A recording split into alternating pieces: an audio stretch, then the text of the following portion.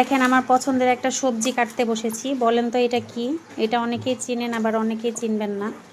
ঠিক আছে, এটা হচ্ছে লাউয়ের ডগা। লাউয়ের ডগা এটা কেটে কেটে রাখছি, রান্না করব আর হচ্ছে ভর্তা করব। কারণ হচ্ছে দুপুরবেলায় একটু ভর্তা ছাড়া ভালো লাগে না। তরকারি পাতি মশলাযুক্ত মাংস মাছ খেতে খেতে একদম আর ভালো লাগে না।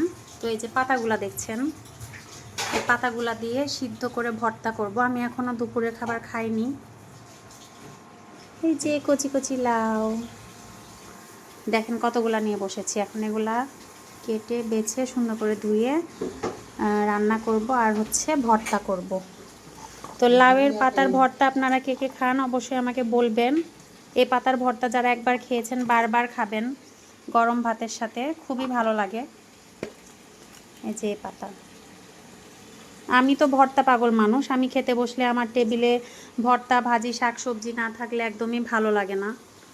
মাছ মাংস এগুলা আমার একদমই ভালো লাগে না। তো সবাই কেমন আছেন, কোথায় থেকে আমার ভিডিওটা দেখছেন, আর আমি নতুন হিসেবে আমার হচ্ছে ভিডিওগুলো ভালো হয় কি না, যেহেতু আমি একদমই নতুন।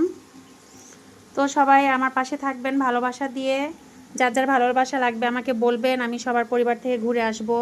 আমি সবাইকে সারাদিনে অনেক অনেক ভালোবাসা দিই।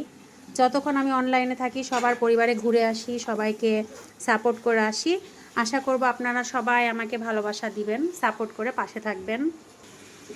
তো সবাইকে আল্লাহ হাফেজ, আল্লাহ হাফেজ, টাটা।